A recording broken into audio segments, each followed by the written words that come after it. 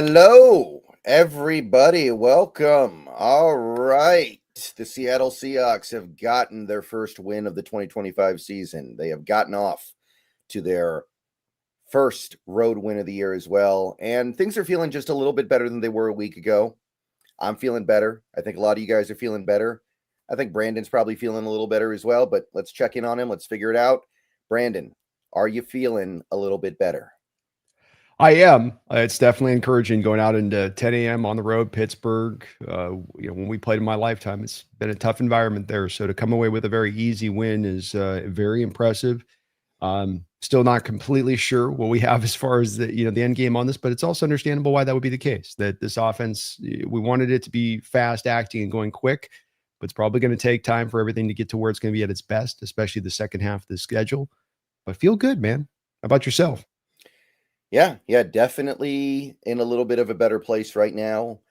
I was totally prepared at halftime for that game to just kind of spin out of control, and then we'd be mad about it all week.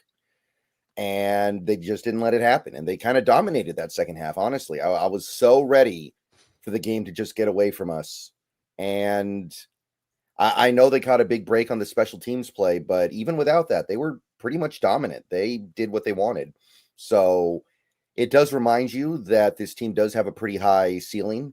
Like maybe the 49ers game reminded you this team has a low floor, but we did see a little bit of the high ceiling this last week. So that's certainly something. I thought this year, unlike a lot of other years, Brendan, with the Seattle Seahawks, that we've had for many years here kind of the floor to the limited ceiling thing going on. High floor, limited ceiling. I thought this was a particular year with our Seattle Seahawks team that there was as much, to your point, variance as far as the potential outcomes could come from this team, and both on the high side of that and on the low side of that. And that was all on the table a little bit. And I think that we've gotten, like you say, a little bit of a feel for that through the first 2 weeks. Yeah, I was doing some research this week because I was a little bit surprised by what the Kubiak offenses looked like so far. And I was looking back at his offenses in Minnesota and to a certain extent New Orleans, although I really don't like looking at his offense in New Orleans, the Kubiak offense, I mean, because he didn't have any players. All his players got hurt.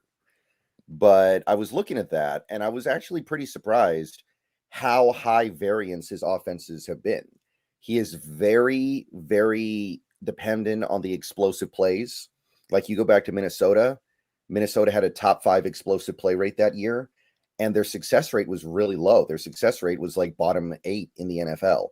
And even in New Orleans, there was a little bit of that going on where they were still close to average in terms of explosive plays, even though they lost all their players.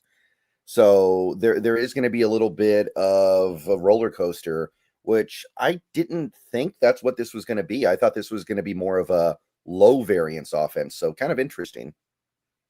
Yeah, I think it matches also if you look at the run game, and this even goes back to preseason with the Seahawks, that rather than it being the sort of you get your consistent 4 and 5 yard gains, or or you're getting at least the 2 or 3 yard runs, it's always giving you positive. What have we said? What have we seen instead over and over in these games? Big chunk runs, which is really driving a lot of the run game itself. Walker had a couple of them, but we have that stuff rate too, which is I think we're the second highest stuff rate as far as our running game goes in the NFL, which speaks to that lack of it's feast or famine a little bit all the way around offensively when it comes to that, a little bit of that running game and the passing attack. It's a little bit more, they've been able to stay short and intermediate, I think a little bit more better than he's been in those other stops you mentioned, where they've only taken a couple of shots over the first 2 games really down the field. Right. But it does kind of surprise me because I thought the whole point of this offense was to kind of mitigate the variance because they were sick of the variance with Grubb, because Grubb was, I think his offense by nature was extremely high variance because it was basically running air raid.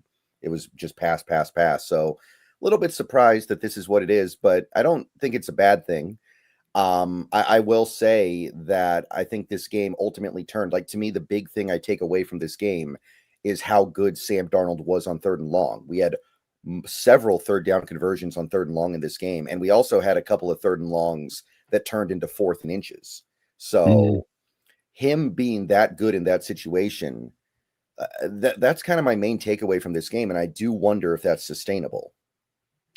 Well, I think that there's an argument to be made here, Brendan, and you would probably agree that when you come to running a run scheme like this that's so detail centric, I know that there's the returns from the Saints that were fast last year, and that got us all hot to trot that this thing could be onboarded kind of overnight. But instead, maybe we should be looking at it through that lens of a bit of, hey, this is going to take a bit of time to get this on. You didn't have players that were running a like system offensively on that offensive line prior. You're starting a rookie up front. They're all learning this thing new. You got a new quarterback at the same point in time. I don't think that we should be surprised if out the gate through the first half of the schedule, we're going to see this up and down. But I also then don't think that that's then a predictor of the fact that the back half, it's going to look that same way. Instead, I would probably offer that it's going to start to look better as you get these guys more comfortable with the scheme. A little bit like McDonald with the defense last year. And I know some of it was the inside linebackers that changing out helped this out. The team just felt like it was more comfortable in running his system as we got through more of the season. Right. And that's something that we certainly talked about in the offseason. I think there was some hope that maybe the fact that Sam Darnold knew the offense from his time in San Fran, that it would be a little bit quicker, but I don't know how realistic it was for them to just hit the ground screaming. So far, I'd say we're on the right track, but there's a lot more data that needs to be collected before we say anything for sure. But going over the defense, I do real quick. I do feel like the one part with that is that offensive line that feels like you had coaches teaching them in crayon prior, and now you have coaches teaching them in coding. And I think that that's to try to bring this into a real stark area of things. I think that that's a big factor here too with it, that those offensive linemen have no background or history in doing this. Yeah. And like I was watching Houston, and I know Houston's off to a bad start this year. Laken Tomlinson doesn't look as bad with them as he did with us. So there's probably something to that.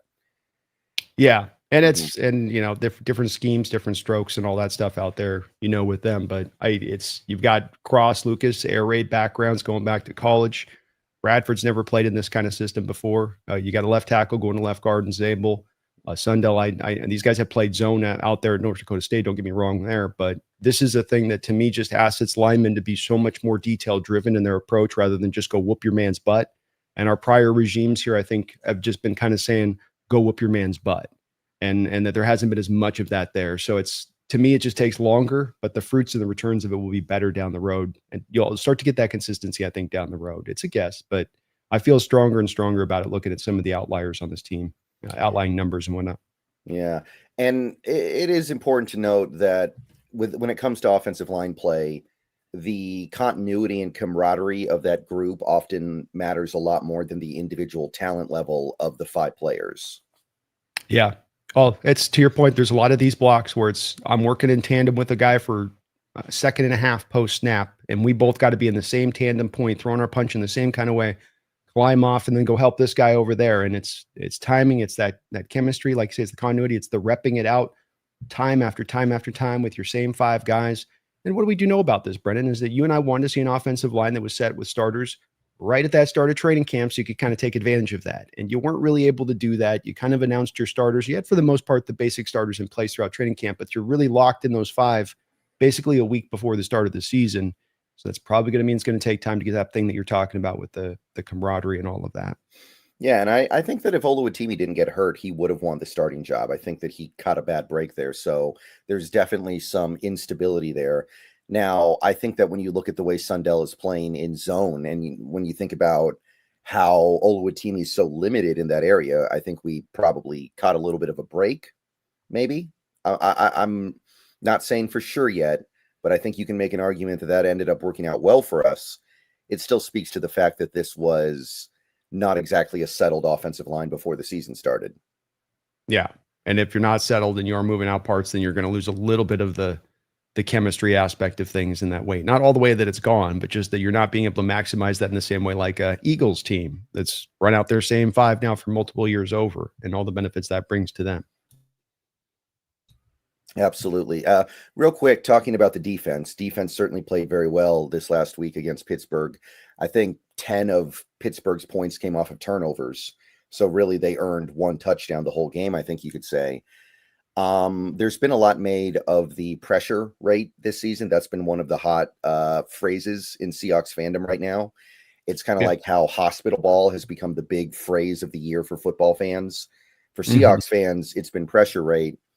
49.4 But a lot of people, and I kind of include myself in that group, have been talking about how it doesn't feel like we're getting that kind of pressure on these opposing quarterbacks. So what do you make of that? Well, the time to throw is relatively high as well Mhm. on the side of that. So that can't be undersold. The fact that you are letting guys, Brock Purdy was top 5 in the league and for quarterbacks in time to throw despite the pressure rate in week 1.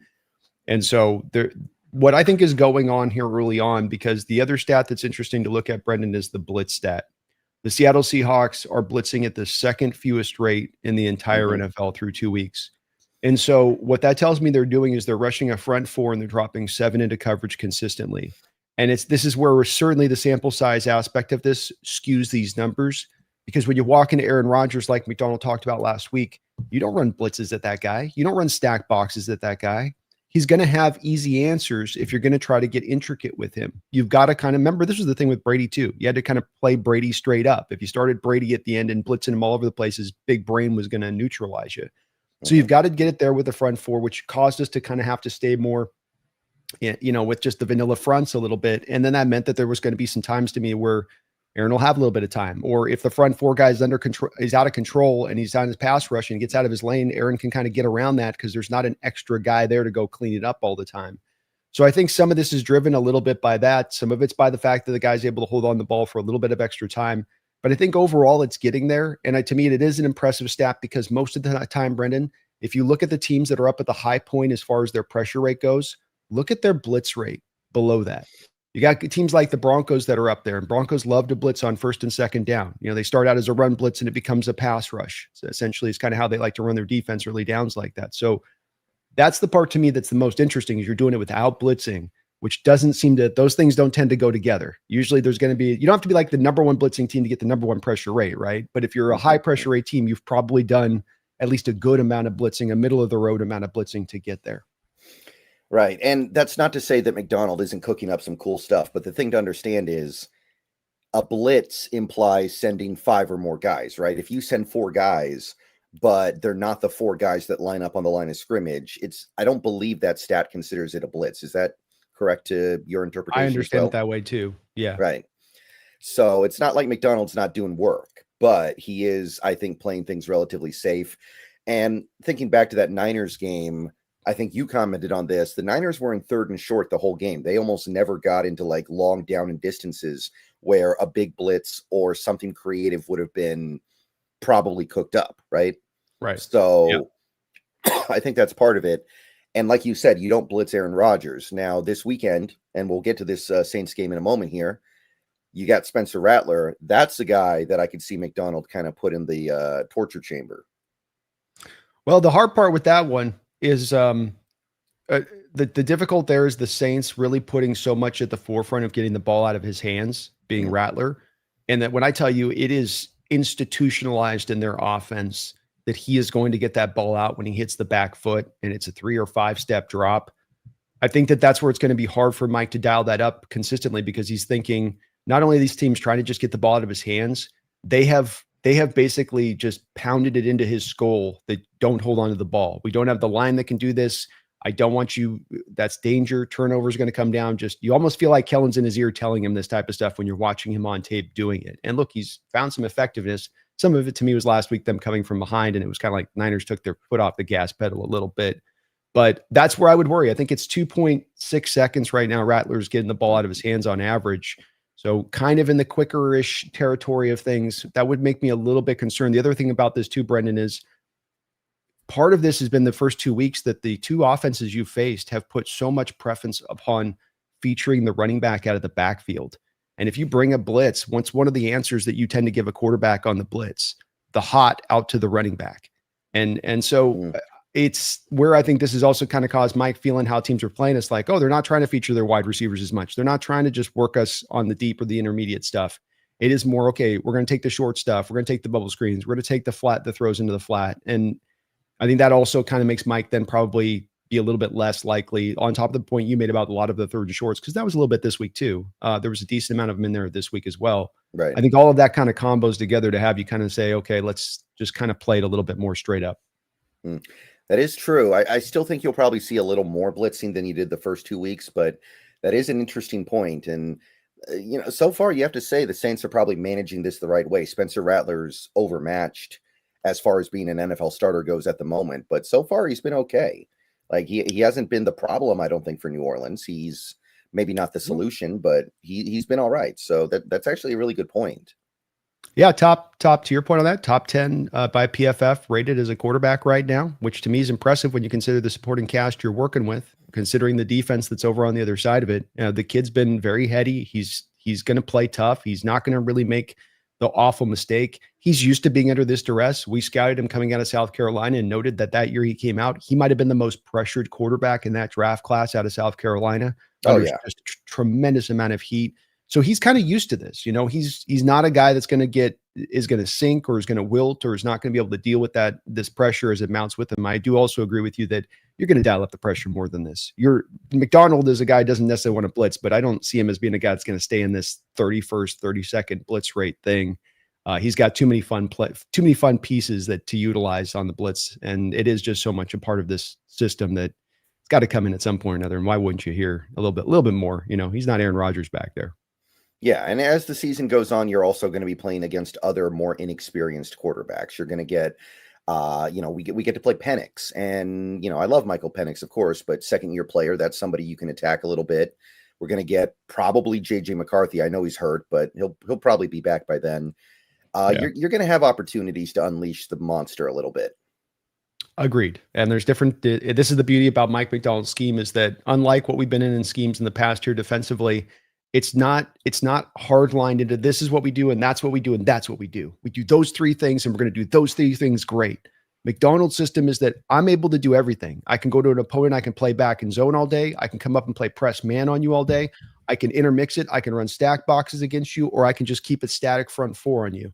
I'm going to make it all depend upon the opponent I'm playing at hand. It's the thing I always marveled about Belichick that I don't understand why more defensive coaches don't do, which is rather than it's your system that runs things, that you modify that not system, but your attack to the opponent you're really playing and have the answers within your system to be able to call upon whatever it is that opponent is weak at. And I love that about Mike's system because it's really built in for it to be able to do it. He's talked about it, and I think you're right. You're going to see it throughout the course of the season. Right. And one of the reasons why they're able to get away with this really low blitz rate has been the play of some of these young players.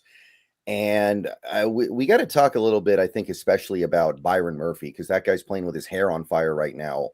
And he's doing things that I didn't think he was going to be able to do coming out of college, because we talked about this a little bit. He had a good pressure rate in college, but he wasn't really a finisher. He wasn't somebody who was getting in there and actually making the play. And so far through 2 games, we're seeing something from him that I don't think you ever saw at Texas, honestly. So he leads the league in pressures according to PFR, and PFR is very, very hard to impress when it comes to pressures.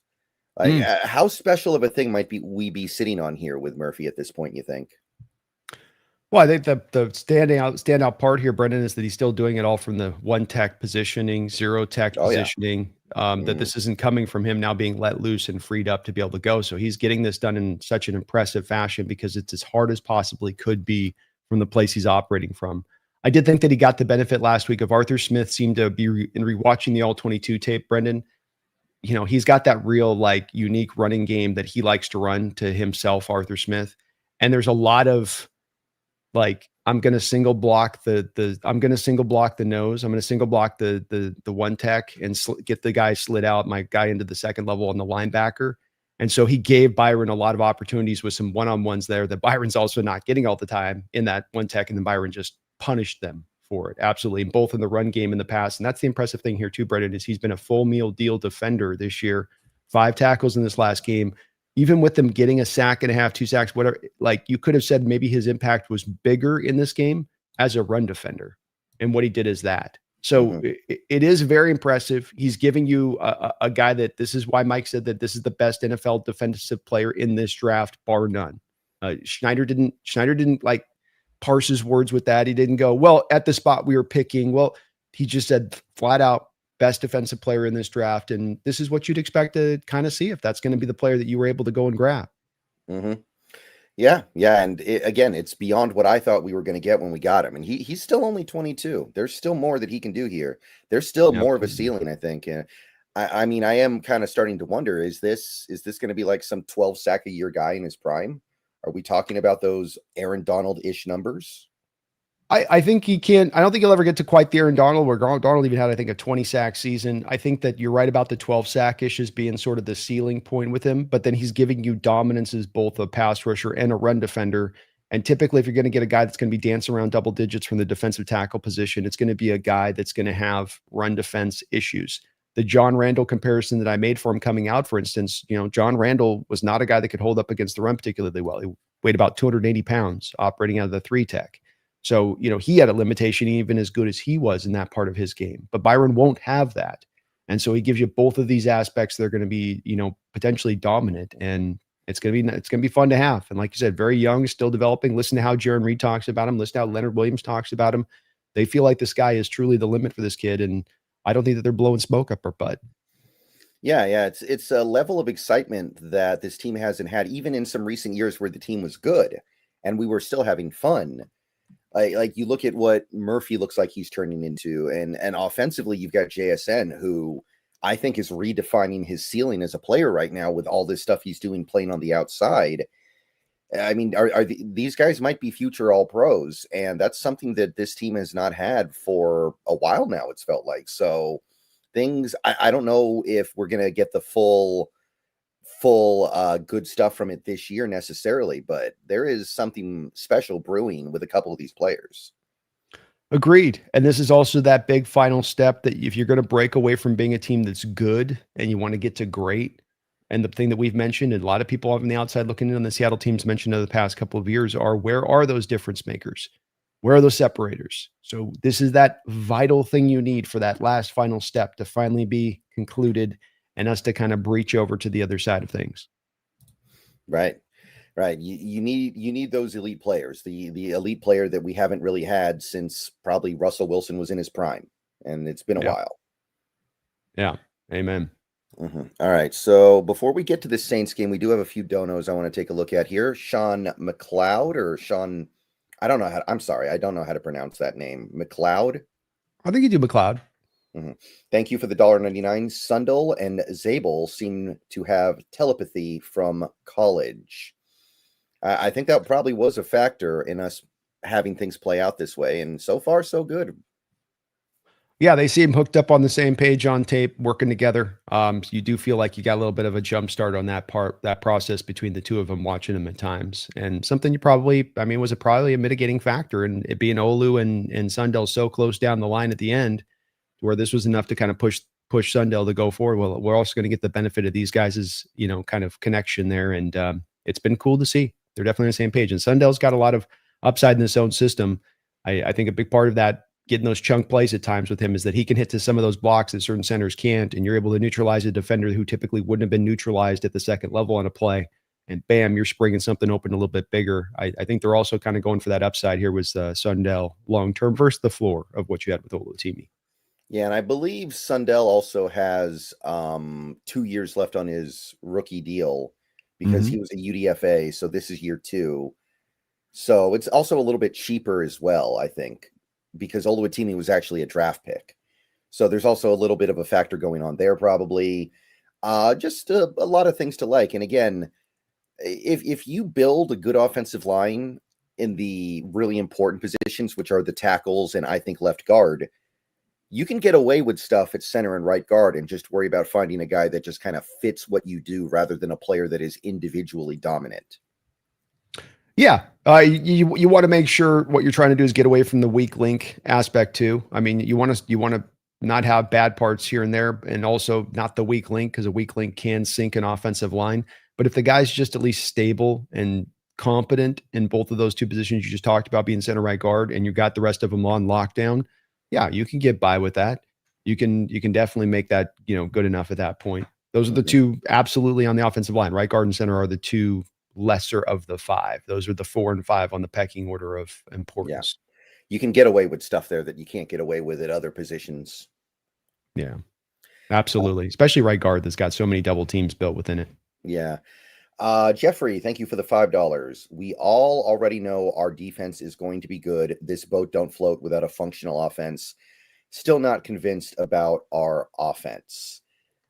Again, the thing that I kind of came away from that Steelers game with thinking about this offense was we had to ask a lot of Darnold in that game. He was being put on the spot on some of these third and longs, and he came through.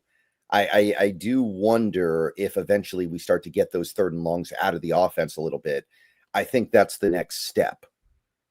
Yeah, I would agree with you. I think it is the next step to let's get more into the consistent range of things and get drives that are just more, moving the ball on a consistent basis. You can't live in 3rd and 8, 3rd and 9s and expect to be a good offense. You just can't. But we talked earlier, I think it's a little bit of what you're going to get part and parcel with the team that's starting out with this new offense like they are, starting out with a new quarterback like they are, that they are finding success early on and winning games nonetheless with that too. At the same point in time, to me, is nothing but encouraging, for the future. But it doesn't, to Jeffrey's point, guarantee that this offense is going to find that footing when you're playing good defenses, that it may be a struggle throughout this year. That's that risk. That's that variance that exists here. The variance on this team doesn't exist because the defense isn't going to be good. We know the defense is going to be good. We know the defense is going to be dominant. That variance that exists isn't because of really the special teams. We know they're going to hold up their end. It really comes down to the variances there because the offense is a question mark at the end of the day. And you don't know what you quite have within that. Even the JSN working on the outside, for instance, which I agree has been an absolute stunning kind of, twist of the fate here that I don't know if I completely saw as being something that was possible. He didn't even play outside in college. Understand, he played in the slot exclusively in college. Yeah. It's not happening at this point. So he's kind of doing everyone, but that's also where Kubiak to me is found. This is the intelligence of Kubiak to me, because so much of your offense is working off of those tight splits. And, you mentioned the deep ball earlier, the big play within this offense of Kubiak and how it's so standardized. And something that I was looking at, Brendan, when you look at our offense right now, is you look at the stack box percentage rate on this team for us. And that I think these condensed splits and the tight end usage like we're doing, I think it's causing those stack boxes. And then from the stack boxes, you get the chunk plays down the football field. But my point on the condensed splits is rather than you having JSN operate like a true DK Metcalf X far onto the wide outside, you're squishing down Cooper Kupp and JSN on those tight splits right next to the line of scrimmage. And that's allowing him to basically operate like a slot while at the same time technically being an outside receiver, and how they're going to track that from a stat standpoint of things. So it's creative in how they've done it. That's a part of what helps it. I think, Brendan, if you did just put him on the outside and had him just being like an X, I think we'd have a little bit of different results, but don't kick out the floor on this one, which is that it's insanely impressive. And JSN looks like right now a top 5 receiver, if not better in the sport, and how he's playing. And if Kupp can just give you what you gave you last week is kind of that counterbalance. That's tremendous. Yeah, and to talk a little bit more about this offense, specifically what we saw in this Pittsburgh game, one of the big discussion topics that I've seen over the last week is all of these outside zone runs with Charbonnet, where he's getting the ball and then he has to run halfway across the field to get to the spot, and he just doesn't have the foot speed for it.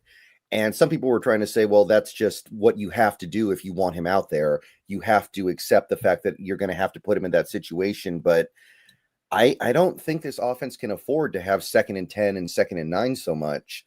I feel like you got to get rid of that. I feel like you got to knock that off, because it's just kind of really setting your offense up to fail when you get nothing on first down. And this was play after play after play in this game. Yeah, I think the foot speed thing could be a possibility of what's going on with it. I'd say to my eyes and watching the tape on this, be it either Walker in week 1 or Charbonnet week 2 on some of these runs, is that to me, the blocking is not holding up, and that you're having fail points in multiple areas on single given plays. And that's what's making this look at the forefront the worst as it is. It's not really then speed to me as much as this, you're not blocking it right. Oots had a great block where he doubled up 2 guys in this game, but he's got a lot of feast or famine to his blocking right now when he gets out there in space, especially when he gets out to wide. When he's coming downhill into the air, the B gap, it's a really nice block. When he's got to get out there in space to the edges, it's kind of touchy whether or not he's able to hold or keep that block. And I think you've had some issues at times with just too much penetration, too much push into the backfield on those pitch plays. That can't kind of happen. They're tough blocks to execute, but one of the reasons you run them is because if they hit, those are the type of ones that are going to be home run hitters when they go.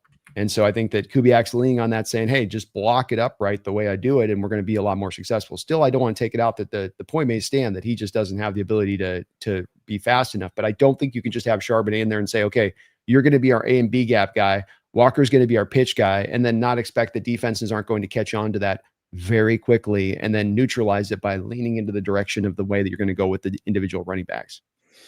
Right. Yeah, I don't know totally what the solution is there, but I do feel like having Charbonnet run these pitch plays, he's just not. I just don't think he has what it takes to get to the outside there.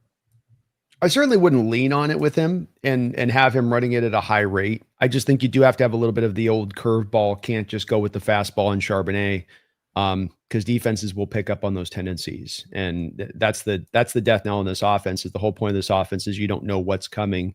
Everything's kind of on the table a little bit, and if defenses can start to guess what's coming and where it's going to be at, given players and that or personnel, then that's where I would push back and say you got to work a little bit of it in there. And look, Yeah. Charbonnet had the pitch play last year on the Packer game where he busted it for a touchdown. I think that just show me the blocking, I guess, and then him not getting to the play on the block, and then I'm on board with the lack of the foot speed thing. I need to see that play on tape where I can say, you blocked it here well, you blocked it there well, and he just didn't get to the spot, or he didn't get through that arm tackle as he was busting past the block, something like that. But I'm not seeing that. I'm watching. I mean, you had that one play at the end there where they threw the pitch play to him. He got hammered right after the pitch. I mean, it was an 8-yard loss. It was that bad on the pitch play where it's an 8-yard loss, and I've seen that with Walker too in week 1, where it's just miserable run blocking on some of those plays. Yeah, that's definitely a part of it. But I'm just trying to figure out how we can get these 3rd and longs out, because again, I just don't think it's sustainable unless you've got one of the greatest quarterbacks of all time or one of the great offenses of all time. You can't build your offense out of getting into 3rd and long and then finding a way to convert. That's not a recipe for success. And I'm trying to figure out how to get these 1 yard or 0 yard runs out of the equation on 1st down. Well, I think a little bit of this has got to be thought of. I think a little bit on, we're number 1 right now in stacked box percentage in the NFL with 41.8%. So this is a little bit of an indicator to me when you think about that stat. When I watched the Steelers last week and what they were doing, they were going very heavy on their front line. They were going very heavy on the front and saying, hey, we were going to take the run away from you and we're going to make Sam Darnold beat us throwing the football today. Now, do you want to go into the trap like a Grubb might have been then and just start into throwing too much on a day like that? I think Kubiak found a great balance and still being able to come back to the run game. But I also think that when you're running into stack box percentage at the highest rate in the NFL, you're going to have a lack of run game success. And then a lack of run game success early downs will then lead to 3rd and longs. Now, what's the answer to that? What's the correction to that? I'd say, well, run blocking better at times, even when you have the numbers down there stacked. Finding some more explosive plays down the field to make them get punished for when they're going to stack stuff up like they did in that game. That's another way you can do that. Do we have the guys on the outside to get that done? We'll see on that. Maybe taking shots to a guy like Arroyo's a little bit more oftentimes, trying to isolate guys on matchups. Mm-hmm. But I think that's the problem here is as much anything is just Kubiak wants to stay with the run, right? He's seeing the stack box. Stack box tends to tell OCs that now you need to go to more of the passing game, but then he knows he doesn't want to get caught in the trap of passing too much. And then putting Sam behind a lot of pressure and having him deal with an offensive line that, let's face it, it's okay as a pass protecting unit probably when it's all said and done. Right. It was not very good against Pittsburgh, I think. I think it was better against San Fran, oddly enough. But it's going to be inconsistent. There's going to be variance. We have a rookie starting there, and Sundell's basically a rookie. Like he started 1 game last year. Yeah. I think if you get into like 40 pass attempts with Sam with this offensive line, those holes in pass protection are going to show up much wider. And so this means we're going to just have to there's going to be some grinded out kind of drives on that, I think, on this until he can maybe find some answers to peel off some of the stacked boxes that they're dealing with. Mm-hmm. All right. Martin Lawrence, thank you for the £5 or €5. I'm not sure. Mm-hmm. I think we've seen improvements in the O-line play so far. I like how the center left side have played. Would like to see more from the right side. Right. So center left would be, that would be Cross, Zabel, and Sundell. I don't know if Zabel's really been good so far, but again, the thing that I keep coming back to is this is the kind of stuff that you want to be dealing with. You want to be dealing with a young, talented offensive lineman who has some problems because he just got here. You don't want to be dealing with Laken Tomlinson, who has nothing but downside, just slowly kind of composting in front of your eyes every single week. And you know there's no shot that he's ever going to get better because he's 34. Mhm. Yeah, you're willing to take a little bit of some pain to get to the upside of a big ceiling, and that's what Sable's got. And that's you're right. You have not been in this territory in recent years. You've been just kind of getting by. Your Gabe Jacksons, your Evan Browns, the like of this. This is what you've done. Guys that don't have an upside that you're holding on for dear life at the position. And so I agree. I don't think that necessarily Zable's been good. He's been a steadying force to a degree, and he's given you some really great blocks like he did on that touchdown run to Walker at the end of the game to bust it through, and he's down the field blocking out front, showing the athleticism he has. But it's going to be better by the end of the year. It's like, just to keep repeating myself on this, it's going to improve as the year goes along, and he's part of the reason for this. The continuity, the chemistry, the rookie starting just through his first 2 games. Like, all this stuff will improve as the season does go on, and it will get better, I think, which again just gets me encouraged, because if it's this kind of at the lowest point it's going to be, say for injuries coming through and wrecking the offensive line, then a lot of upside here to be had. Mm-hmm.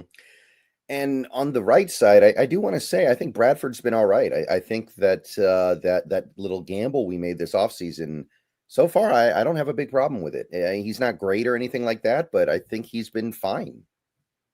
Yeah, I think next to Charles Cross, he's your highest rated offensive lineman on this team, I want to say. So he's holding it down on that side. And I think, he's improved. He's cut down on the whiff rate a little bit this year. You're not seeing as many of the just stone cold, oh my God, you just blew that rep every which way but loose. Like, you didn't even get an arm on the guy. So he's eliminated that stuff too, which has been nice to see. Yeah. Mm-hmm. Yeah, and I'm not too worried about Lucas. I know that he's had 2 pretty rough games in a row here, but I'm not worried about him. We know he's fine, and things are about to get a lot easier for him, right? You're dealing with Bosa and TJ Watt the first 2 weeks. Now he's going to get. Apparently, the Saints aren't going to have Chase Young this week, and then who do the Cardinals even have off the edge right now? I don't know, because they've got a couple of injuries there. Things are going to even out for him.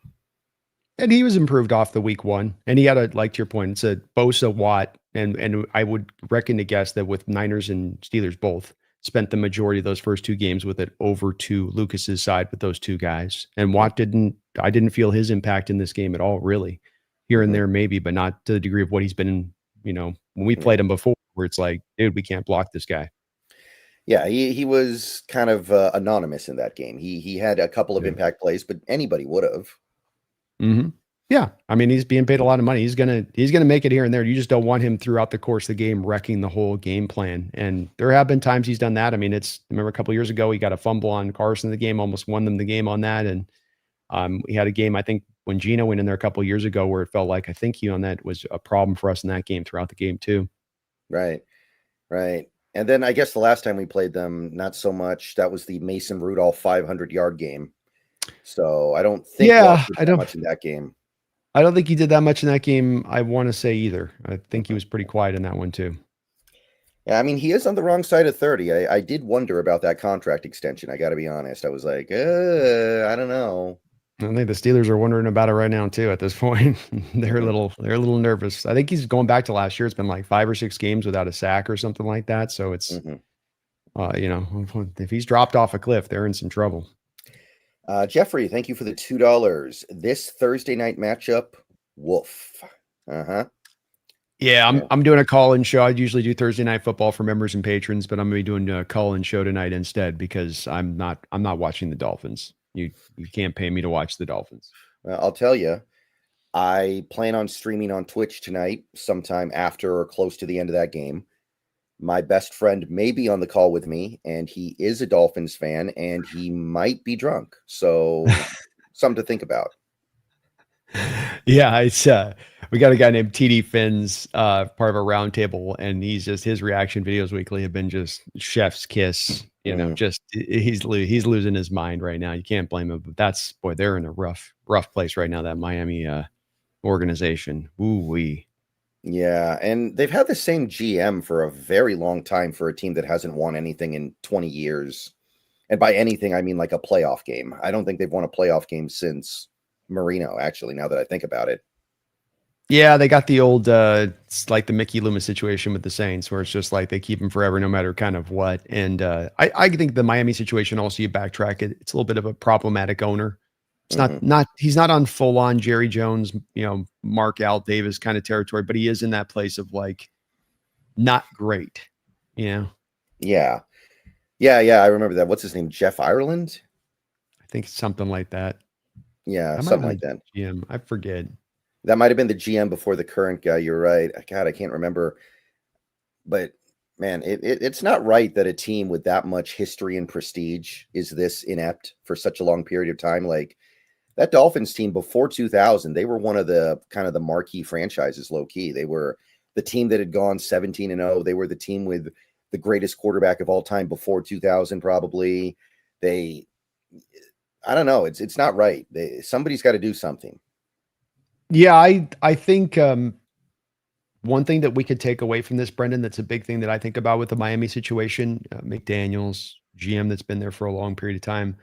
But what really is the problem, and what I've worried about, and why I've been so hesitant with John just jumping after quarterback, like so many in this fan base over the past 3 years has asked to them to do in drafting a guy, is because the fact of Tua Tagovailoa. Because when you pick one guy and you go in on a guy like that, and you got the wrong guy. How many years has he been there now, Brent? 7 years? At what point in time did he ever show that this is the right guy that's going to go really win you a Super Bowl? I mean, give me a break. Give me a break. And that's what happens is teams get married to these quarterbacks at times. Some pivot fast, but some teams will just, maybe we can just, Daniel Jones, will give him a second contract. Maybe by the second contract, he'll, and I know everyone's over the moon with what he's done with the Colts. We'll see if it's sustainable. But I think that's where, to me, you got to be so careful in who you pick quarterback wise, and not just take shots and throw the dart at the board every single year until you finally hit, but be very careful, because you get yourself stuck down the wrong lane on it and you're stuck for years to come. Yeah. It's really dangerous to get these slightly above average quarterbacks. It really is. Like Kyler Murray. I feel the same way about Brock Purdy, honestly. And in the case of Purdy, I will say the contract is not that bad. If you look at the way the contract is built, they can get out of it pretty easily. But still, like, to me, Brock Purdy is a slightly above average quarterback. And I think that I'd rather just have a bad quarterback I'm not paying anything than have Brock Purdy I'm paying $250 million to. Yeah, you don't have a fan base sold on their quarterback when one of the greatest claims to fame of the new deal he signs is that we can get out of it really easily. Mm-hmm. That's not a he's our guy kind of stamp of approval kind of statement that you're throwing out there at that point when you're taking that approach. Yeah, I think it's one of the worst things that can happen to you. Purgatory is one of the worst things that happen to you as an NFL franchise, period. But having a quarterback that you've sold yourself onto that purgatory for the position can do the very same thing. Mm-hmm. Yeah, and I don't feel that differently about Darnold, but with Darnold, at least you've got a shorter term deal, not nearly as much money. It feels like Darnold, as of right now, and I know it's only 2 games, he's earning his money. Like he's pretty clearly worth the money we gave him. So at least you got that. It's a little bit different, I think, when you've got this maneuverability. Yeah, and I mean, when you take the average per year deal of it, wherever they've structured the cost, Purdy's deal on that, you're almost half the money in what you're paying to Darnold. I mean, is Purdy double the player of Darnold? Absolutely not. And that's the beauty of the deal they've gone to Darnold, is that John's done that thing I've wanted to do for years, is everybody's all on this feast or famine. Get the rookie quarterback, or you're paying all the money to your quarterback. Can we not find a middle ground here? Can we not find a blue collar contract to give a quarterback who can give you right at the edge of top 10 play?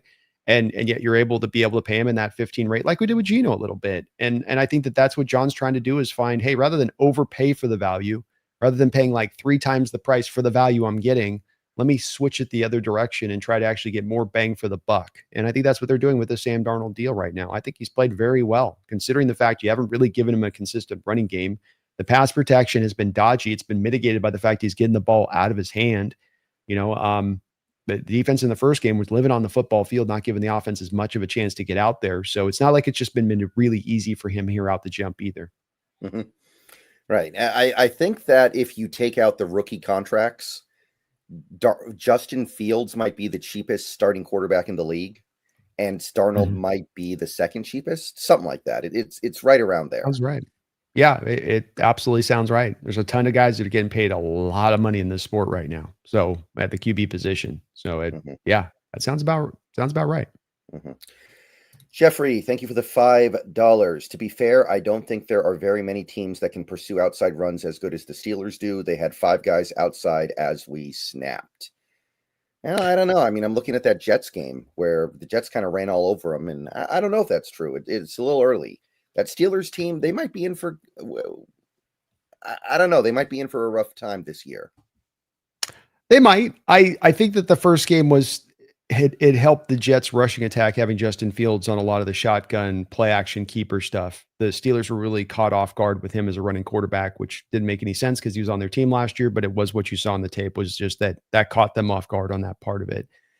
This also comes down to just how much assets they were putting down the line of scrimmage, Brendan. I mean, there was consistently 5 guys down there at the line of scrimmage. The Torrey Horton touchdown play, for instance, where you have basically an I formation personnel look. They're bringing down, not only do they have a 3-4 look, but they're bringing then the safety down into the box for the extra guy. And that's why that opened that thing up on the back end is they put so much damn resources into, we are going to just clog everything up here at the line of scrimmage on you. There just wasn't much to be done as far as finding any holes out there. Certainly could have been blocked better at certain points and times. I don't want to not undersell that part, but it was also just the Steelers really saying, not only are we going to stop the run today, we're going to work to completely take it away from you and put this all on Sam Darnold's shoulders and see if he can beat us. Yeah, and I believe as that game went on, the Steelers kept losing guys in their front 7 as well. I know Highsmith left pretty early, and I think they had another one of their down linemen come out and not go back in. So they were kind of patching it together a little bit. I will admit that. Yeah. And I do think that the linebackers played well for them. Like Queen was definitely just destroying us on the outside pitch plays. His speed was really factoring in on those plays where you could feel it. Peyton Wilson made some good plays out in space as well. At times on that, he can run like the wind. So I think that they were really good. They're kind of really being a kind of centerpiece on those kind of runs. But it's that stacked box, man. To me, it's that 41.8% of the time your offense is getting the box stacked on it, highest in the NFL. It's hard to run the ball if they're going to stack the box like that on you.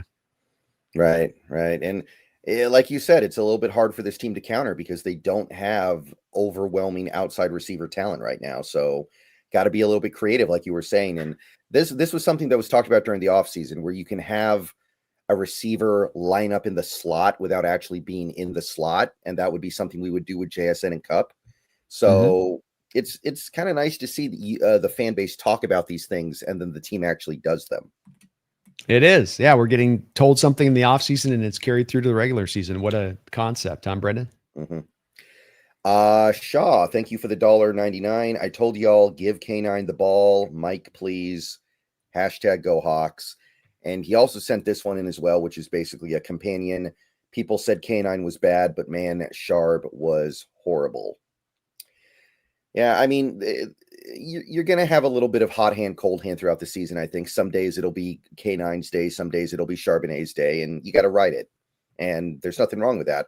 I think most teams are like that. You don't see a lot of like bell cow backs anymore. You don't. And I'm not trying to give like the bad guy is this one thing over here, and that this is the reason why you've had stuff go wrong or you haven't gone wrong. I want to send you, if I can, and maybe you can show this on the screen, Brendan. Yeah. I'm sending it to you Discord. So there's a screenshot image. If you just show this one, I think that this kind of can show to people a little bit of the representation of what I'm trying to talk about here a little bit on regards to this. And that being that the run blocking is failing these running backs. In week 1, it really failed K9. And in week 2, it really failed Charbonnet. I'm with you, Shaw, in the respect of, and Brendan's showing this right now. This is percentage of running back runs stuffed for no gain. No gain. So this is not to me, when you have a running back get stuffed for no gain, it's hard to then put it on the running back and say, you messed up. Maybe he chose completely the wrong hole. But again, the system doesn't really have the freelance ability to the running backs to go and choose the wrong hole. You've got like 3 options every play and you're supposed to read off the leverage of those 3 options. So your Seahawks at 32% right now are only behind the Las Vegas Raiders in that stuffed percentage, that for no gain. It's just one little stat, but it's, again, combine this with the stack box percentage. Put all these numbers together and they spit out that it's going to be tough sailing for any running back in that kind of environment. that the counter to this is that you pass the ball better. The counter to this is that you find the chunk plays down the football field and make them pay the price for putting so many people up around the line of scrimmage. But I look, I'm with Shaw on you, and I like Walker better. I think Walker gives you a game-changing element at the position that Charbonnet doesn't quite have. But at the same point in time, I still am very much in favor of saying Charbonnet is also a dynamic talent for the position and who can help you win football games too. Both of these guys can, but to me, the key as not as much of it's this guy or that guy is much more of you got to have less of the blown blocks, less of the completely, oh my God, this guy messed up and that guy messed up. But we've got three guys in the backfield and there's nowhere for that running back to go. You want your back to be able to break tackles, but if he's getting penetration in the backfield, if he's getting hammered the second after he gets a carry, there's nothing any running back can do in that situation. It's DOA at that point, any run game, if that's going to be a consistent part of what you're doing. Ashton Jeanty missing Boise State. Dang. yeah. Ashton's going, and Gino's just like nobody on the outside. He's got to can beat it deep. So, they're condensing it down to on them too with that, and that's this is probably why we make great arguments. You got to have that deep threat in your offense somehow, some way, Yeah. Maybe they're the team that gets Shaheed whenever the Saints decide to blow it up. Or Tyreek. Doesn't that feel like a Carroll Raiders? I mean, Tyreek kind of fits that Raiders. He feels like a Raider, doesn't he? That he does, right? They got the cap space, I mean, it would certainly give him a guy at least on the outside that can stretch the defense a little bit. So yeah, in for a penny, in for a pound. That's right. They already kind of moved in. They got to keep moving in. Oh yeah. All right. I believe that catches us up. Yes, it does catch us up on the donations. So let's tell the people about a sleeper a little bit here. How about that? Let's do it. Sound good to you? All right. Oh, yeah, so yeah. let me try to set this up. Okay. So let's see here. Where's the right over? Select your overlay first for the. Yeah, there we go. Okay.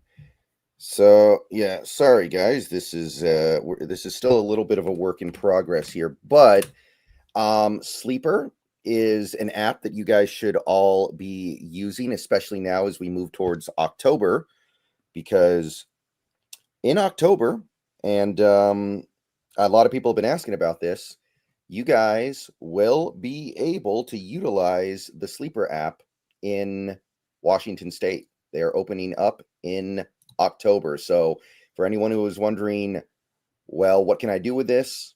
You can do something with it now. So let me just share the screen here. And all right, boom.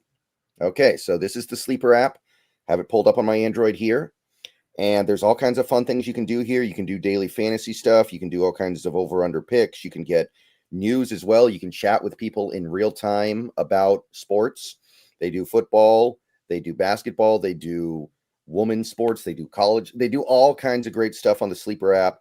Definitely get over there. They've got over 10 million users. They're available in over 25 states and counting up, that is. They are moving up in the world. So let's take a look at some of the things that we can do here with our picks. So let's take a look at just the Seahawks game just to get a feel for what's going on here. And I would say, just for starters, we got to keep going with the over on JSN until he gives us a reason not to. So I'm going more on 72.5 yards on JSN to start off my ticket here. Brandon, are you still with us? Oh, I'm here. Yep. All right. So what jumps out to you? What are you feeling for this weekend against the Saints? I have a hard time with going with Barner or the tight ends right now with what we've got going on there. I'm going to actually, I kind of like the Cooks at 16.5 yards. I tend to like the low hanging fruit where you get the low yards where like one catch basically will take you over the top. Mm-hmm. And he has been worked on both the first 2 weeks a little bit in that offense. Yeah. So I'd probably go with Cooks. Yeah. Okay. I kind of like that. I kind of dig that. All right. So let's cook up another one here, and pun not intended, very much so. I'm going to say I like the idea of Sam Darnold going under 220 yards because I think we're going to be ahead for most of this game and we're just going to kind of be able to run it out. So I'm going under on Darnold yards. Anything else here jump out to you, Brandon? Well, then you got to go over Walker at that one. Of course, there's also folks the free pick on this one as he scrolls to the top. They sometimes give you that sort of freebie 0.5 yards thing there for the passing yards. But I would go with the Walker one at 53.5 yards. To me, I think you come back again and he gets it done. All right, so that's our ticket for the week on Sleeper. JSN over 72.5, Cooks over 16.5, Darnold under 220, and K9 over 53.5. You can see that this goes 9.23x, meaning that a $10 entry would get you $92 as your win. There are all kinds of promos that you can utilize, including both of our codes. For me, it is SBN, Seahawks Brendan Nelson, SBN, and Nest. We also have here NEST for the Hawks Nest. So we're having a little bit of a promo code off. So use whichever one. You get 100% match up to $100, and you can do stuff like this all the time. And once again, I want to stress this: they are opening up in Washington State supposedly in October. So get prepared now, because once October hits, there's going to be a lot of opportunities for you to have fun over at Sleeper. All right, so let's go ahead and get this down. Let's go ahead and disconnect my phone. All right. So yeah, thank you to Sleeper for sponsoring, and get to some Sleeper fun, everybody. Get it. All right, so now let's open things up a little bit on this Saints game. So Saints have started 0-2, but they haven't played terrible. I would say that there's some stuff to be encouraged by with the way that team has started. They've kept it relatively competitive through 2 games. But what are you thinking about? What's the first thing that jumps in your mind when you think about this Saints team? I think that there's a lot of vulnerabilities to what they have going on. I think they finally, here this offseason, have slowly, started to face that thing that they've not done for years, which is that we've got to, start to turn this thing over a little bit. And the time has come for us to, not just keep pushing this every year to think we've got a chance this year. Just less aggression, I felt like, this offseason than you sometimes saw in some of what they did to try to add on. And I think you feel that from the team that they're fielding right now on a Sunday. I think they've been very competitive, which has been cool. I think Rattler's played better than I thought he could, given the circumstances at hand here right now. But especially defensively speaking, I think that this team has just got some age to it. It's got some lack of talent to it on that side of the ball, especially, which should definitely give you some things that are going to be weaknesses you can go after and attack. I think what especially stands out defensively to me is that this is a team that leads the NFL in cover zero blitzes. And cover zero, of course, is when you're going to try to bring more people than they can block, and you're going to leave one-on-one on all of the guys out there running routes. And the reason that they're doing that is not because they want to be necessarily a blitz-heavy team.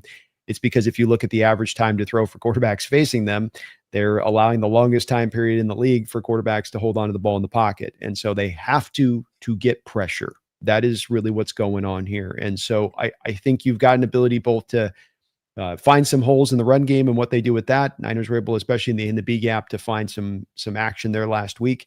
And then as far having time in the pocket to let long developing routes show up and some of the deeper plays down the field, Brendan, that you want to see hit when they are going to stack the box on you and try to have that happen.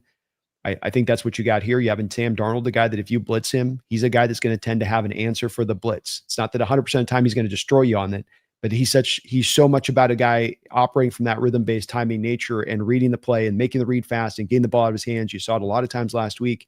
You try to blitz that guy, that set of cover zero blitz stuff, and he's going to maybe have an answer there for you. Maybe not the exact thing you want to be doing, but they kind of have to do it.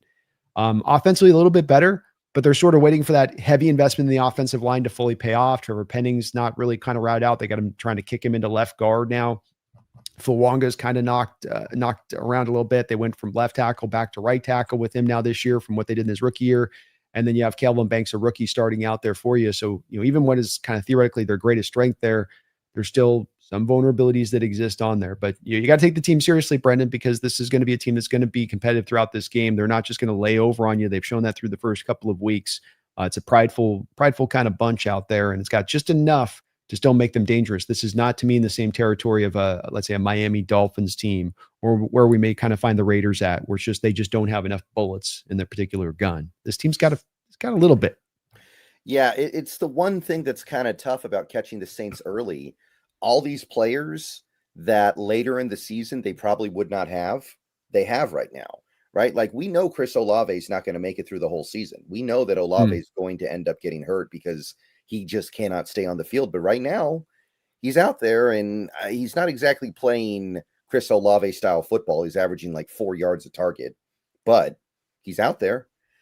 Same with a guy like Kamara, who's really got miles on him at this point, and he is he's not a great player anymore, I don't think, but he's still a good player, and he's out there.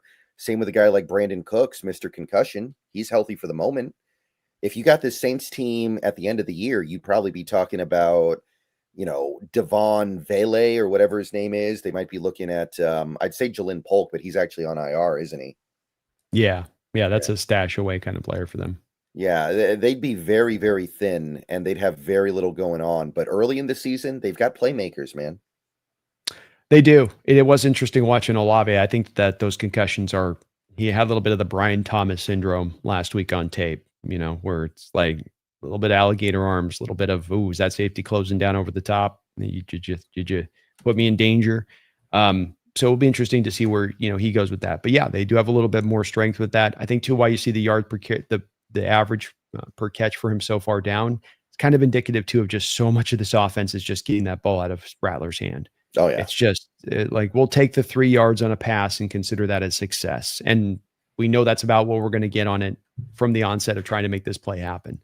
So it stands out. It's going to make it interesting to see what Mike Donald does on the other side of it, because there's got to be a drive a little bit in your heart on that of they're not going to be trying to push the ball down the field at all. It's all just on, we can't trust our pass pro and we're just going to try to dink and dunk you. I mean, how do you not then come up and condense and compress your coverages and start to try to squeeze the hell out of that stuff if you can?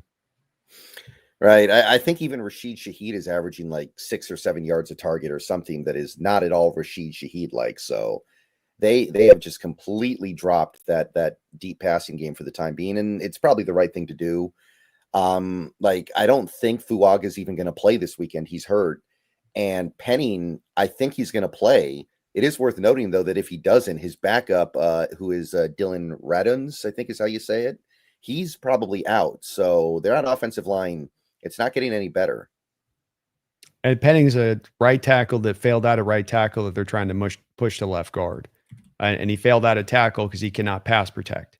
Right. So we'll see how the transition goes, but it's no guarantee he's a solid guy in there. He's not going to be at 100% health, but even if he is playing out there, kind of a question mark too on that side. Right.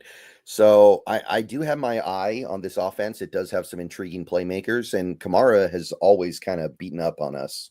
Like historically, Kamara usually gets us, but I'm still looking at this and feeling like this is something we can take advantage of, especially when you have the inexperienced quarterback against McDonald's defense and you have a pretty beat up offensive line. I would think so. I think Kamara's the part that I look to on this game, where through the first 2 weeks, you saw both the 49ers and the Steelers put a heavy point of emphasis upon working the running backs. You've got McDonald dropping 7 guys into coverage and a lot of times to depth at times. I think he's sort of opening then that door for running backs to get a little bit of those short routes, be it the swing or just set up underneath coming out of pass pro.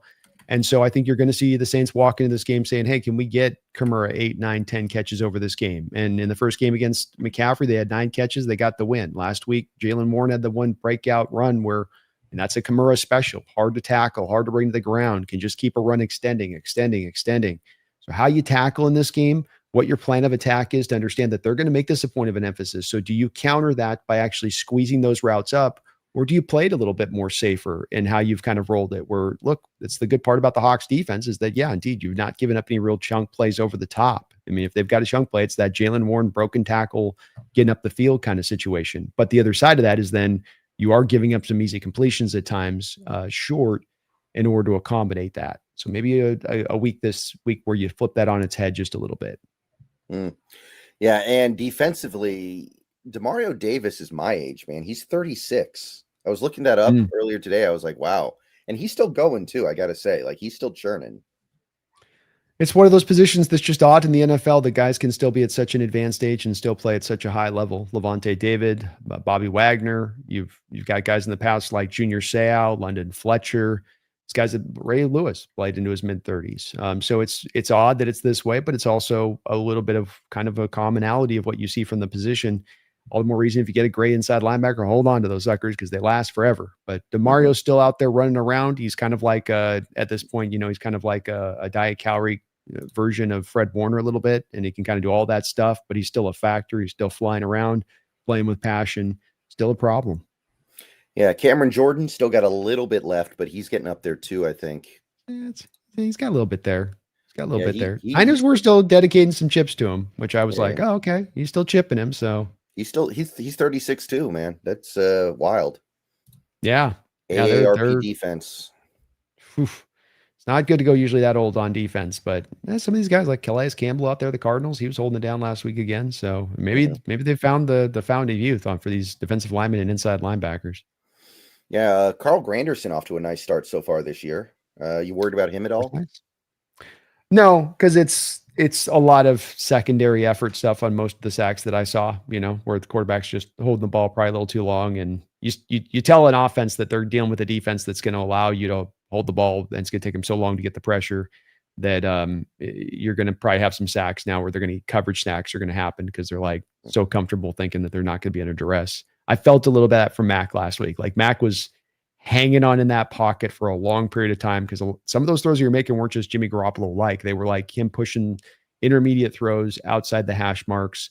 And those took a little bit more time for those routes to develop, but he'd hang in there because he knew he had the time with the Saints defensive line.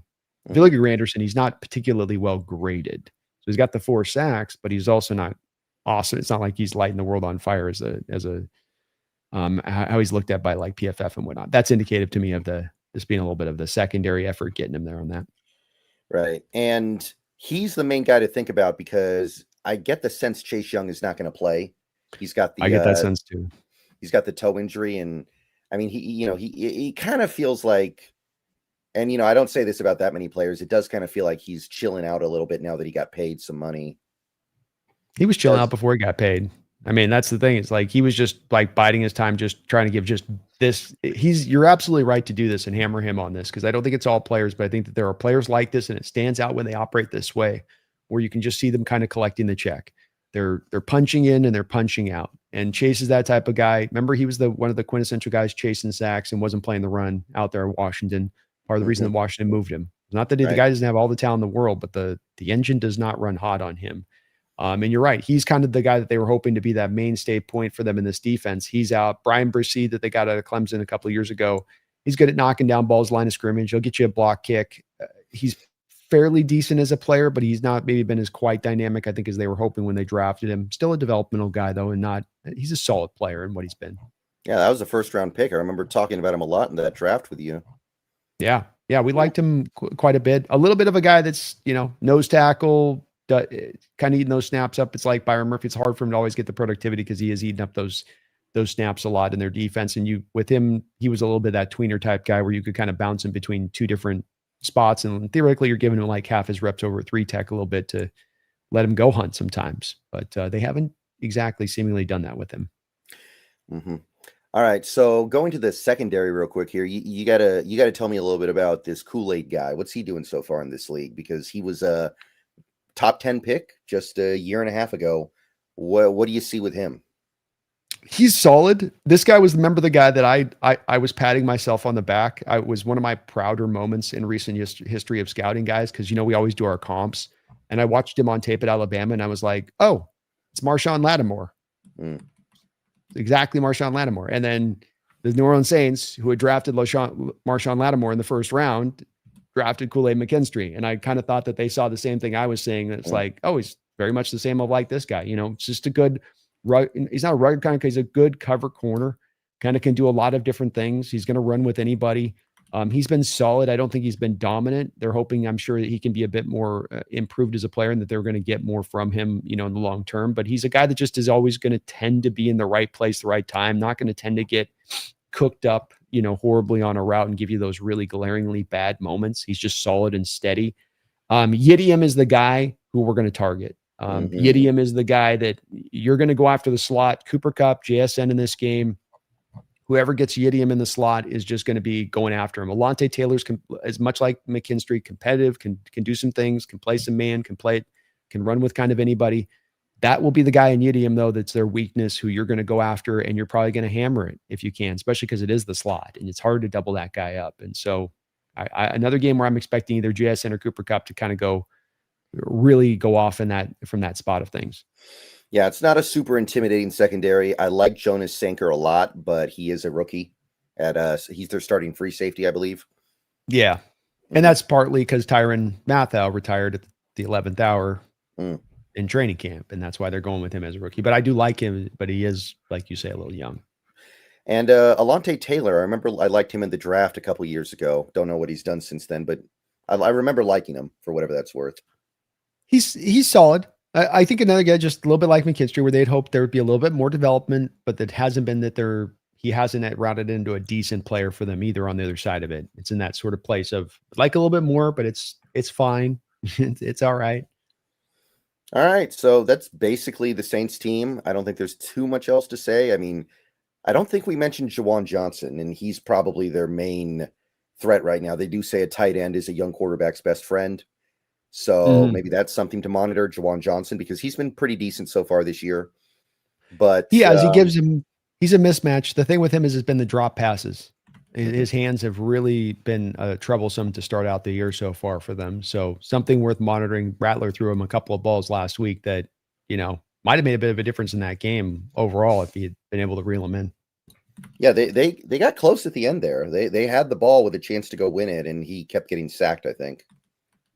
Yeah, that's that thing Bosa did too, where Bosa closed out the game on us with that sack on Lucas. Same thing. Whereas like he set his guy up at just the right time to get the sack at just the key moment. And that's what makes Bosa so hard. Yeah. Anything else that need to be said about this Saints team? Anything else come to mind?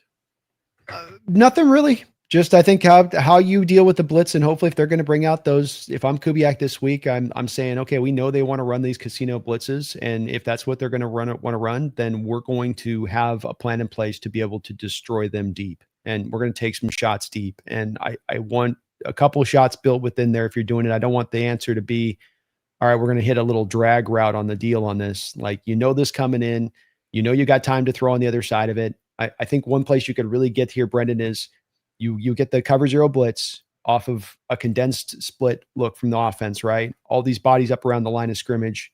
You go max pass protect. You get a one-on-one opportunity on the outside and max pass protect. And so their cover zero blitz gets neutralized because you got the extra tight end and the extra running back in there to kind of clean up that blocking. And then bam, hit a couple of those plays over the top in this game. And that can make the difference to me to you going and getting that dub if you're able to do it. But that'd be, if I'm Kubiak, kind of what I'm drawing up, anticipating how teams have played us, anticipating a bit of how the Saints play it, go after it in that fashion. And it's kind of, I think, a little bit of like what you done the JSN play you got down the field on Jalen, where you're able to isolate the one-on-one, you get the more of the pass protection in there, and you're able to neutralize them. Because a lot of times they cover zero, of course, it's like three wide. You're going cover zero.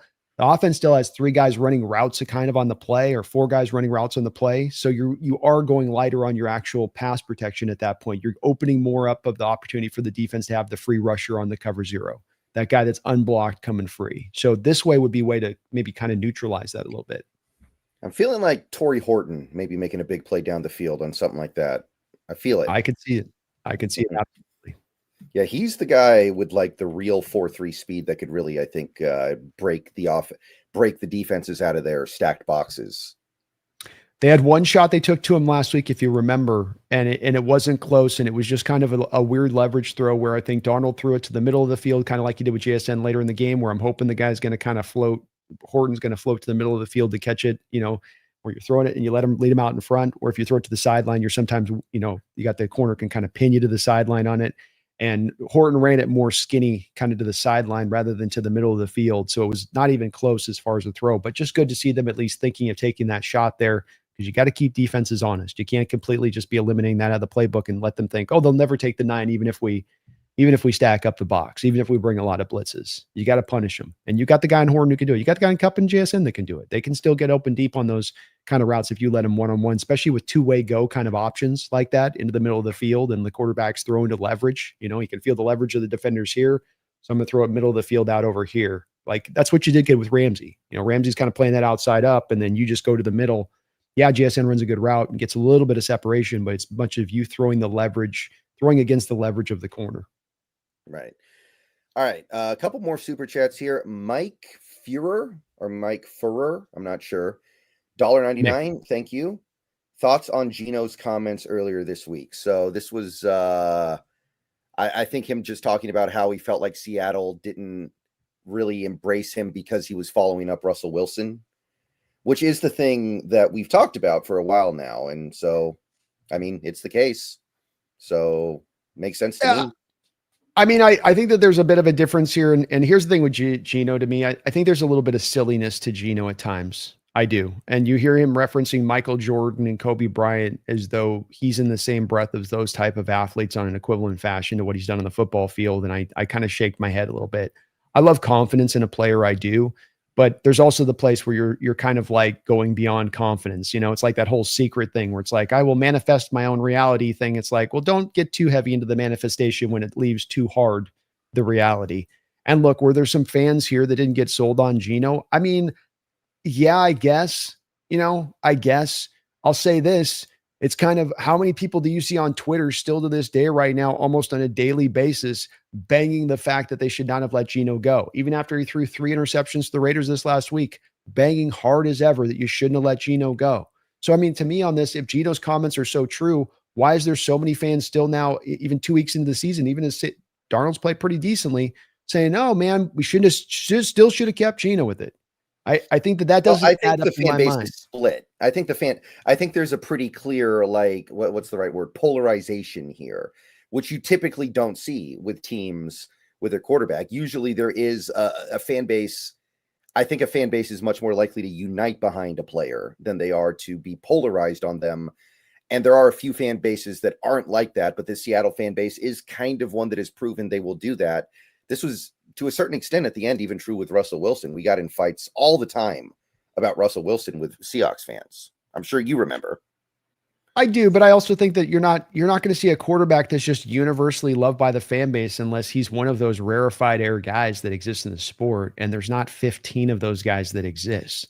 So to say, like, I don't get that, like Brock Purdy's dealing with this. He just signed a $53 million contract, and the Niner fan base is doing that same thing. So I would say that more of it being about Gino somehow being done dirty or wrong, or that it's more of this is what you get as far as a commonality in this sport right now. And that Gino is not Josh Allen. He's not Lamar Jackson. He's not Joe Burrow. He's not Patrick Mahomes. He's not Michael Jordan. He's not Kobe Bryant. He's Gino Smith, which is a guy that's probably right on the edge of a top 10 type of quarterback in this sport, which is really good, really good. But if you're a top 10 quarterback in the sport, you're going to have fan bases that are going to be a bit mixed then on being on board or not on board, because this fan bases, and you can attest to this, want the superhero quarterback. That's what all I can say that unit in doing this for 6 years. I can say one thing that's an absolute truism in dealing with fan bases week in and week out is that they absolutely positively want the superhero quarterback. And if they don't have it, they're longing for it, even if they have steady, solid quarterback play. But that, again, doesn't come back then to something individualistic to Gino and that he's been done dirty on that. That's just the way of the nature of the beast of the sport and how it plays out. I think that it's kind of a little silly to me on his comments on it. It's a little tone deaf because any quarterback taking over for a legend is going to have to deal with that stuff. It's not about you then. It's not about individually. They didn't sign up on you. But that's just what you would deal with anybody into this situation. So I think he's been a little silly, in my opinion, on this, in his approach and his outlook on this. He pushed for the trade. They granted to the spot that he wanted to go to. The team gave him a contract extension here. Because remember, the comments weren't just about the fans on this, Brendan. Remember that. The comments were about the organization. I think the organization maybe even more than the fans. I think maybe he was talking about the organization more than he was even talking about which again, just he had more and he had more of a steady ground in saying those comments to the fans, in my opinion, than he did the organization. Right. Mm-hmm. So like you can say it about the fans and you're on board with you. And I'll be like, yeah, you're right, Gino, that there were a section of fans, just like I said, they want their superior quarterback, couldn't get over Russell Wilson, bop. But the organization, went behind you and said, you're the man. They didn't say, well, you're the man until you show us you're not. We're going to let this open battle between you and Drew Lock carry forward. They went with you. They rocked with you. They kept you as the starter. When there was some up and down play here and there at times, it wasn't always you were consistent. You were good. They still stuck with you. They gave you the contract extension and paid you. They were willing to give you another extension now, but you wanted to go to the Raiders. You wanted a little bit more than they were willing to give you, but they were still willing to give you another second contract. These are not the actions of a team that's not getting behind a quarterback. It just doesn't add up.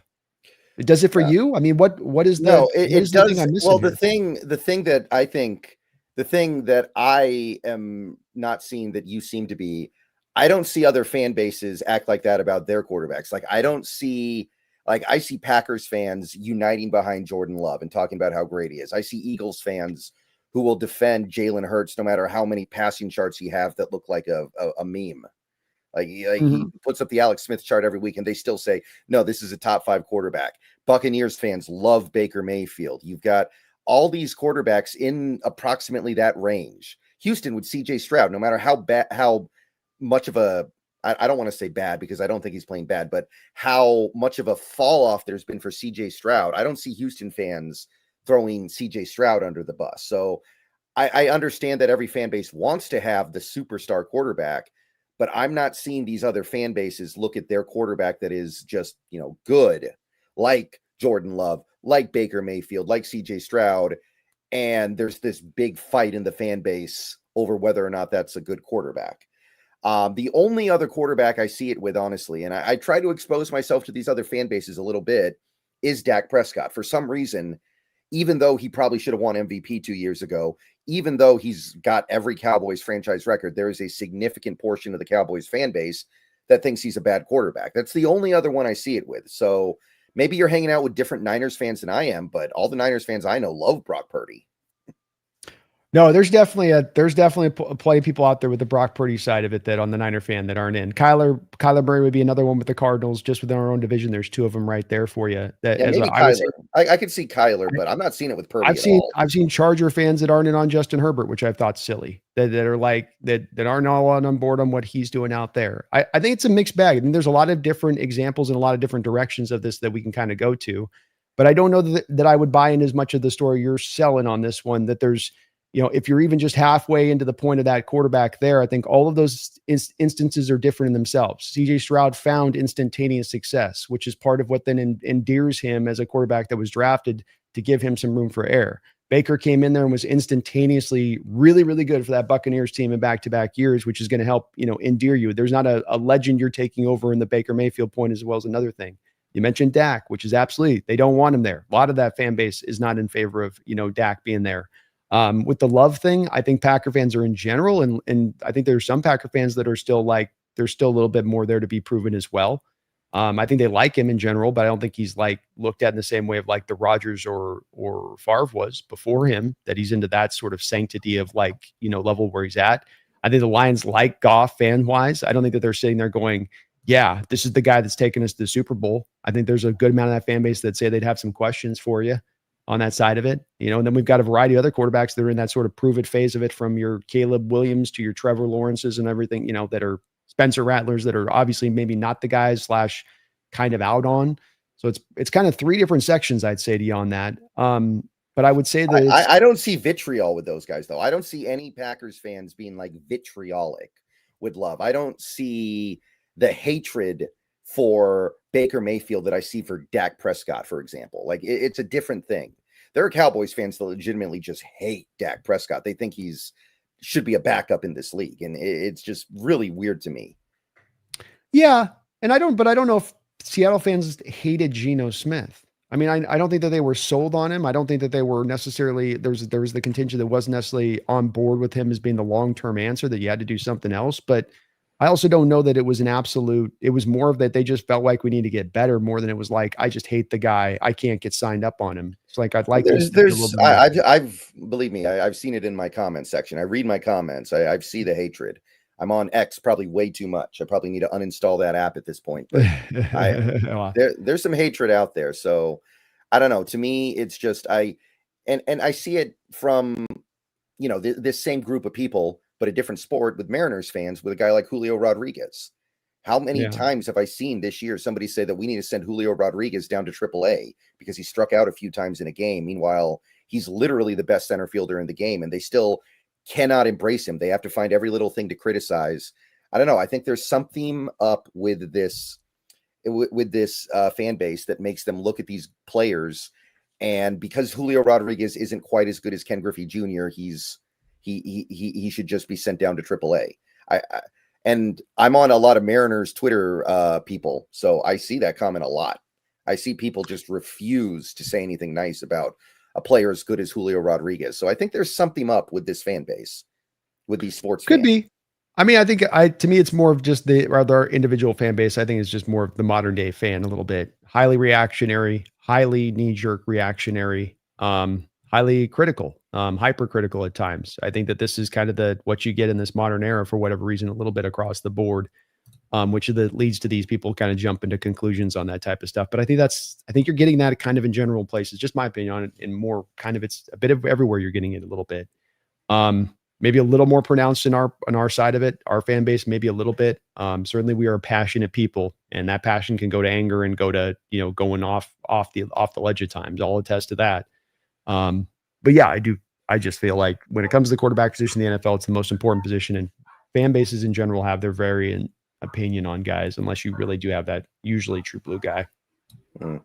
Yeah, I don't know. And again, I don't see every single side of every single fan base in the league. Like Seattle, of course, I'm going to see more Seahawks fans. Of course. Like, it can't be helped. How can I not see more Seahawks fans than Packers fans? My God.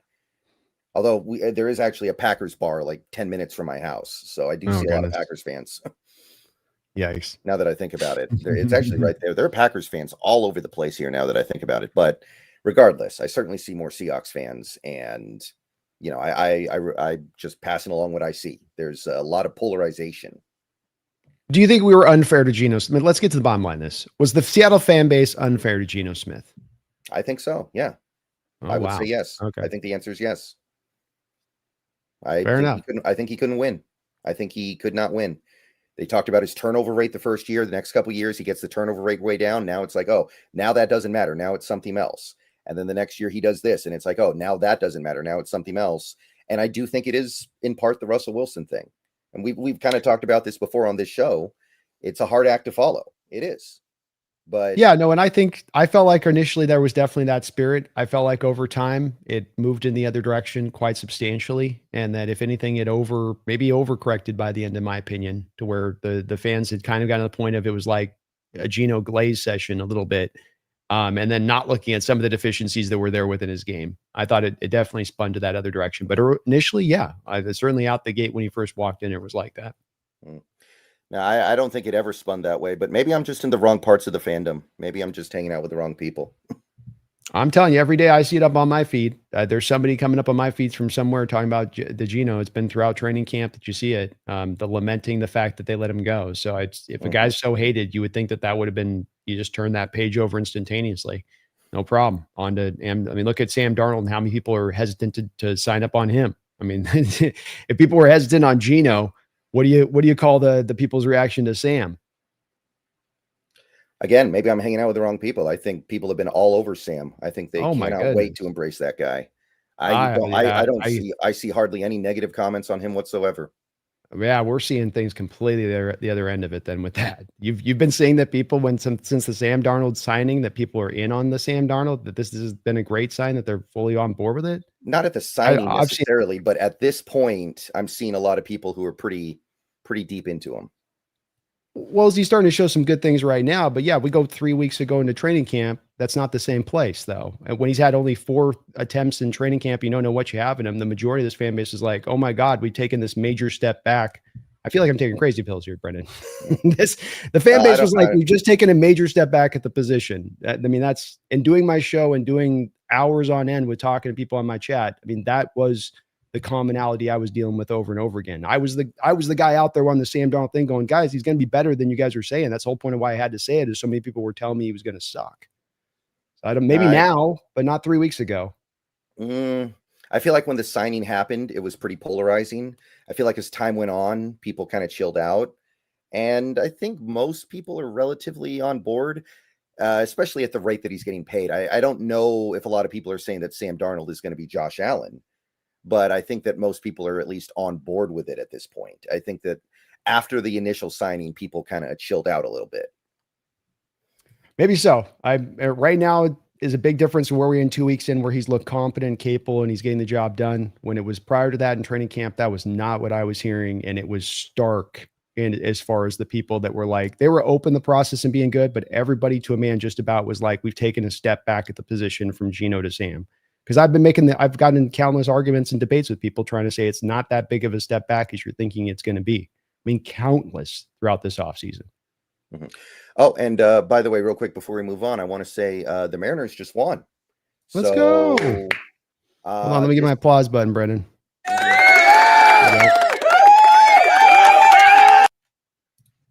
All right.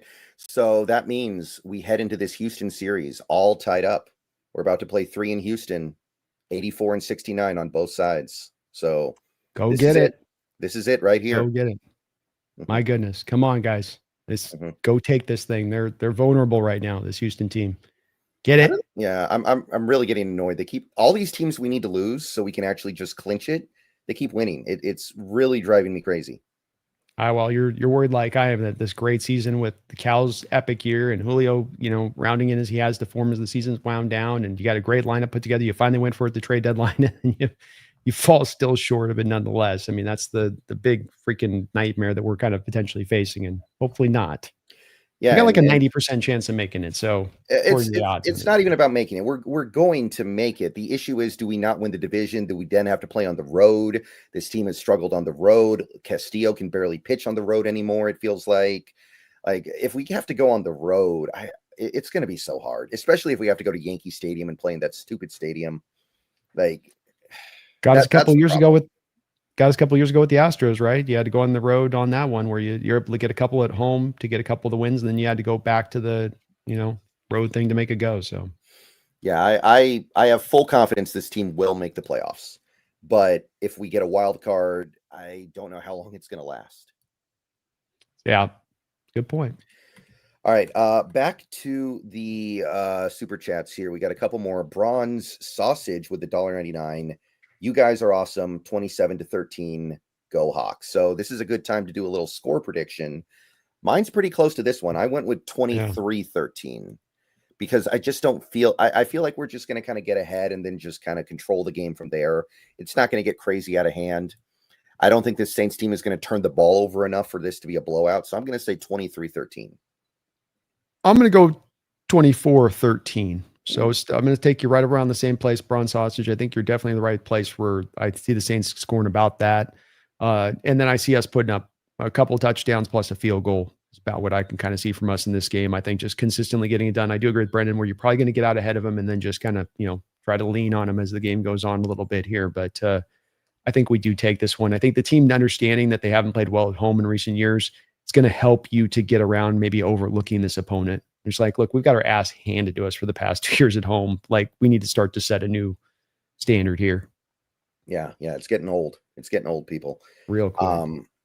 But yeah, you don't need to beat them by 8 touchdowns or anything. This isn't college football, so I think we just get ahead and then just kind of run the clock out. That'd be awesome if they could. That'd be a good, nice game to be able to come out of this with, and just nice, comfortable victory. Hopefully healthy. Mm-hmm. We also got this $1.99 from Seth. Thoughts on Job's progression? He stepped up, IMO. Yeah, that's one of the all-time whiffs from Pro Football Focus that we saw this last week. I don't know if you noticed, but they gave Job a below-average grade for a game where he allowed like 7 yards on 2 targets or something. It really, really weird. I think PFF had a really weird week in general this week. They're going to struggle with the trail coverage for cornerbacks on the outside, Brendan, because when you're in press, so he's in press on DK, right? And he's running press trail coverage. And so what you're doing with that is that you have safety help over the top here so that you might allow separation out on you as far as depth goes towards that safety. Safety's there to clean it up. You're now there. If DK comes on a stop route, you're there to take the stop route away. If he goes to the over route, you're undercutting the over route. Right? You've got safety help over the top. So I think at times to PFF, they're on a trail coverage situation out of press like that. that you can look like you're giving up separation. And when you are pressing a guy like DK, there's the threat of, I'm going to press him. He's bigger than me. He creates 2 yards of separation because he out presses me at the line of scrimmage. So I agree with you. It's the complicated nature when you're running that kind of style of coverage versus I'm a corner on the outside. I'm locking this guy up. I'm running step for step with him. I might have safety help over the top, but I don't have the design safety help over the top, the DK special, where the safety's rolling to that side every time consistently, really giving me that ability to, that's what you do with DK is you segment him in between the two parts. You take away the under stuff with that trail and you take the over there with the safety. So I think that they just struggled to understand that in their outlook of how they graded it. And they probably were just like, oh, he's losing. There's separation here on this play. Oh, there's separation a little bit on this play, but he played great. And he's been an awesome player for us. You love to see players who get an opportunity, had a hard time getting the opportunity. Then when they get it, they take full advantage and that they've got that hunger and you can feel it from them snap in and snap out. It's not that they're going to be a game changer, but it was like DJ Reed was this kind of guy, right? DJ Reed's this sort of self-made player who then once he got injected in the lineup was like, I'm taking this, I'm running with this thing. I'm going to understand that this is vital. I'm connected snap in and snap out. Sometimes the way we like Woolen to be more like, all right. Mm-hmm. But you get that from him, that competitiveness and that feistiness. And it's been very welcome. We needed it. Yeah, I've kind of learned to more or less ignore Pro Football Focus when it comes to corners in zone, particularly in zone. Linebackers, off-ball linebackers, I think they're terrible at judging off-ball linebacker play. And I'd say safeties as well, honestly. I don't think they have a great grasp of any of that. And I think they've even admitted that, but they've also kind of said it's really hard for us to know what to do when we don't know what the player's responsibility was on the play, and often we don't. Yeah, it's why it shouldn't be used as an end-all be-all, the PFF scores. If you don't have the tape to go off of, you can use it as a general metric, but you always want to tandem the tape with the scores and as much data as you can to get the full story. If you're just trying to lean on one thing or the other, you're kind of leaving a part of the puzzle out and you're not getting as clear an idea of what's going on. Right. But yeah, Job's been great. I'm kind of wishing we gave him a 3-year deal in the offseason, like some people were talking about. Well, maybe they do yet. You never know. Mm-hmm. Yeah, and it does kind of make you wonder because Job was a guy we kind of found just laying around out there. Anybody could have had Josh Job. He was just, I can't even remember what team he was on before the Seahawks. I think he was on like the Cowboys or the Lions or something.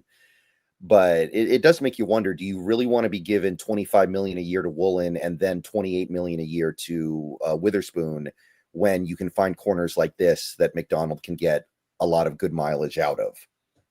I think the Woolen contract ship has sailed onto the open waters of the unknown. You're not signing Woolen at this point. His grip on the starting job may be tenuous once you get Emanwari back and Witherspoon on the field at the same time. We'll see with that. I mean, would you take Josh Job off the field at this point, Brendan, if those two guys are healthy? I mean, I don't think you can. I don't know exactly how you do it, but I don't think you can take him off the field. Like some people were saying this about Darion Kendrick because he played good as well. I think that's a guy you can take off the field. He had one good game. Let's not go too far with it, but you're going to have to figure out something here with Job. And the answer is not easy. I know some people are saying, just bench Woolen. Might not be that simple. I don't know if the team is actually going to do that or not, but that might actually be the play. There might be some validity to that, or at least getting some kind of rotation going or something going on there.